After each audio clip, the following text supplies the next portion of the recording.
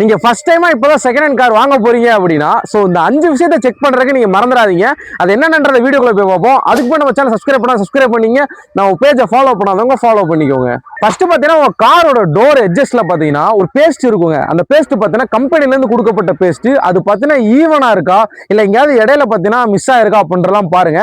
ஒருவேளை ஈவனா இருந்துச்சு அப்படின்னா அது கம்பெனியால கொடுக்கப்பட்ட டோர். ஒருவேளை மிஸ் மேட்ச் ஆகுது அப்படின்னா டோர் பாத்தீங்கன்னா சேஞ்ச் பண்ணிருக்காங்க அப்படின்னு அர்த்தம். அடுத்து ரெண்டாவது பாத்தீங்கன்னா உங்க காரோட எல்லா கிளாஸ்லயுமே பாத்தீங்கன்னா வண்டி எந்த கம்பெனியோ அந்த கம்பெனியோட லோகோ அந்த கம்பெனியோட இயர் பாத்தீங்கன்னா மென்ஷன் பண்ணிருப்பாங்க. சோ அதை பத்தினா செக் பண்ணுங்க. ஒருவேளை வண்டியோட மாடல் 2013 காரோட கிளாஸ்ல அது மென்ஷன் பண்ணல அப்படின்ற பட்சத்துல இந்த கிளாஸ்ல மென்ஷன் பண்ணலையோ அந்த கிளாஸை சேஞ்ச் பண்ணிருக்காங்கன்னு அர்த்தம். இது மூணாவதா பாத்தீங்கன்னா உங்க கார் ஆர்சி புக்ல இருக்கிற இன்ஜின் நம்பர் சேஸ் நம்பர் பாத்தீங்கன்னா உங்க வண்டியோட இன்ஜின் நம்பர் சேஸ் நம்பரோட கரெக்டா மேட்ச் ஆகுதா அப்படின்றத பாத்துக்கோங்க. ஒருவேளை இன்ஜின் நம்பர் சேஸ் நம்பர் இல்ல அப்படின்னா அது பாத்தீங்கன்னா ஒரு திருட்டு வண்டியா கூட இருக்க வாய்ப்புகள் இருக்கு. சோ அதை மெயினா பாத்தீங்கன்னா என்னைக்குமே செக் பண்ணிக்கோங்க. அடுத்து நாலாவதா பாத்தீங்கன்னா உங்க காரோட ஆர்சி புக்ல என்டாஸ் ஆயிருக்கா அப்படின்றத பாருங்க. என்டாஸ்னா ஒண்ணும் கிடையாதுங்க.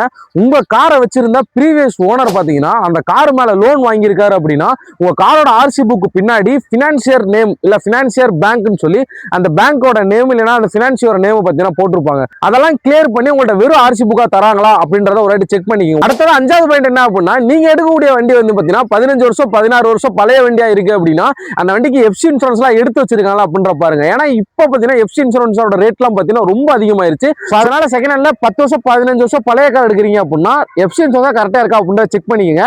சோ இந்த மாதிரி யூஸ்ஃபுல்லான வீடியோஸ்க்கு நம்ம சேனல் சப்ஸ்கிரைப் பண்ணாம சப்ஸ்கிரைப் பண்ணீங்க, நம்ம பேஜை ஃபாலோ பண்ணாதவங்க ஃபாலோ பண்ணிக்கோங்க.